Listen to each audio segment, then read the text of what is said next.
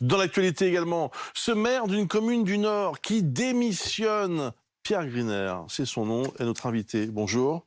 Bonjour Bruce, bonjour. On va dans quelques instants vous entendre bien sûr, mais pourquoi avez-vous pris cette décision? On voit les faits avec Fanny Wegscheider, une démission en lien avec les rodéos urbains. Exactement. Pierre Griner, maire de la commune donc de Kievrechin, c'est dans le Nord depuis 9 ans maintenant, a rendu son écharpe tricolore. C'était la semaine dernière, il y a 5 jours, jeudi. Alors, dans les faits, il a remis sa démission à la sous-préfecture de Valenciennes. Il a ensuite contacté le ministre de l'Intérieur, Gérald Darmanin. Pour le moment, sa démission, elle reste sur la table du sous-préfet. Quelques jours, voire quelques semaines, dit-il. Car c'est ça qu'il faut comprendre, c'est que cette décision, Pierre Griner l'a prise à contre-cœur. La raison de la démission du maire, c'est, vous le disiez, une décision de justice avec laquelle il était en désaccord. Le 8 mars, mercredi dernier, un jeune homme de 17 ans est interpellé par la police. Il roulait en motocross, il faisait un rodéo sauvage et il a été interpellé après 2 refus de priorité et un délit de fuite, action policière que salue d'ailleurs le maire. En revanche, c'est par la réponse judiciaire que le maire se dit humilié, puisque le parquet de Valenciennes n'a émis qu'un simple rappel à la loi au jeune homme et qu'elle lui a même restitué sa moto, une moto pourtant non homologuée. La lutte contre les rodéos motorisés, c'est pourtant renforcée depuis 2018, on en parle beaucoup. Quel est le bilan ?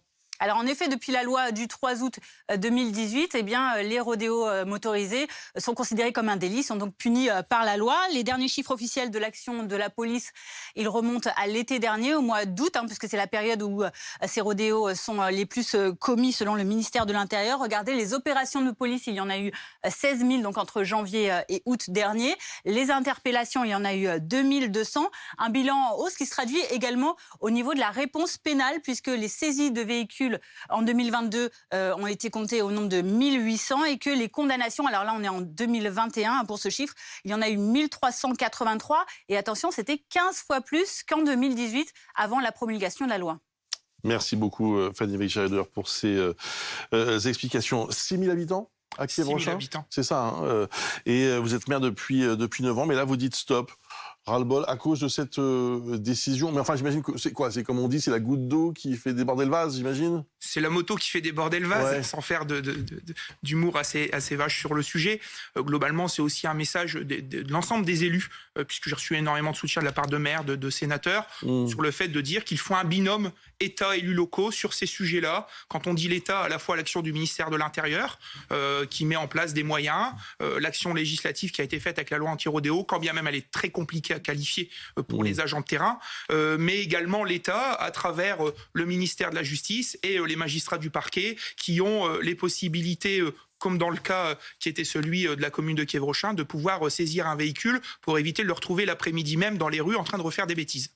Parce que là, bon, c'est vrai que c'est saisissant. Ce jeune homme de 17 ans qui faisait du rodéo sauvage est interpellé. 2 refus de priorité, un délit de fuite. Et finalement, on lui donne un rappel à la loi. Et comme vous le disiez à l'instant, la moto n'est même pas confisquée. Mais pourquoi, en fait? Quels sont les arguments de la justice? Globalement, sur le sujet, premièrement, le rodéo n'est pas qualifié. Le rapport de police ne permet pas de qualifier le rodéo puisqu'il y a des règles assez claires, des choses à relever de manière claire dans le procès verbal. Cependant, et ça fait partie des échanges que j'ai eu avec madame le procureur, circuler avec un véhicule non homologué, non réceptionné sur la voie publique, comme dans le cas de ce jeune homme avec un véhicule qui n'est pas assuré, qui plus est, donne la possibilité aux magistrats du parquet d'avoir le choix entre restituer le véhicule parce qu'il estime que ce n'est pas si grave ou pouvoir le saisir et le détruire. Le choix a été fait dans cette situation de restituer le véhicule qu'on a retrouvé dès le lendemain sur la voie publique en train de refaire des bêtises. Alors, on peut peut-être s'interroger aussi sur votre démarche, parce que c'est pas la première fois que vous menacez de démissionner, parce que je rappelle que votre démission n'est toujours pas effective. En 2020, votre voiture avait été incendiée, et là, vous aviez dit, pareil, j'arrête, quoi. La situation est que je suis déjà mon 2e véhicule incendié. J'ai eu 3 adjoints qui ont eu des véhicules incendiés, toujours sur des sujets sensibles, des gens qui sont liés à l'urbanisme, aux questions de sécurité. Dès qu'il y a des dispositions fortes qui sont prises par la municipalité, on subit des représailles. Et effectivement, en 2020, j'avais eu cette situation. J'avais reçu très rapidement à la fois le soutien du ministre de l'Intérieur, mais également des propos extrêmement rassurants et une réponse pénale ferme de la part du parquet et du tribunal judiciaire de Valenciennes. Mais c'est une vraie démission, du coup, ou c'est une façon de dire retenez-moi ou je fais un malheur? Écoutez, je fais pas ça pour venir faire le paltoqué sur les plateaux TV. Je fais pas ça non plus pour qu'on se mette à genoux devant moi en me disant mais vous êtes le meilleur, le plus beau. C'est pas du tout l'objectif. L'objectif, c'est de se dire à un moment, il y a un ras-le-bol des élus locaux que je représente et que ce ras-le-bol-là, il doit se traduire par des mesures fortes. Cette mesure forte, peut-être symbolique, c'est la démission. Vous notez tout de même qu'il y a une progression du nombre d'opérations de police et même d'interpellations depuis quelques mois sur ce thème? Pas chez vous? Si, chez moi, ce qui est assez déstabilisant, c'est que vous avez d'un côté des moyens importants qui sont mis par le ministère de l'Intérieur. Il y a la loi LOPMI, on met des agents sur le terrain. Il y a des outils législatifs qui ont été mis en place en 2018 et qui font qu'il y a des affaires qu'on peut résoudre ou quoi que ce soit. Et d'un autre côté, la réponse pénale n'est pas toujours à la hauteur. Réponse pénale, lorsque ce sont les magistrats du siège, ils ont une certaine indépendance. Mais dans la situation que moi j'ai vécue, c'est un magistrat des parquets qui répond aux consignes du garde des Sceaux et la politique pénale nationale qui est mise en place. Ouais. Fanny nous le disait à l'instant, 1383 condamnations en 2021, c'est 15 fois plus qu'en 2018. Alors les choses s'étaient extrêmement améliorées, c'est pour ça aussi que j'ai eu ce coup de colère, puisqu'on a vu un travail assez volontariste avec le procureur qui nous a quittés pour d'autres fonctions au mois de décembre, avec un groupe d'élus locaux sur le sujet, avec les services de la police nationale, pour se dire voilà, on fait un travail État, services locaux de sécurité pour régler les problèmes des habitants. Mais ces problèmes, c'est pas uniquement les rodéos, ce sont les dépôts sauvages, ce sont les violences intrafamiliales, ce sont les personnes dépositaires d'autorité publique qui se font agresser lorsqu'ils prennent une décision.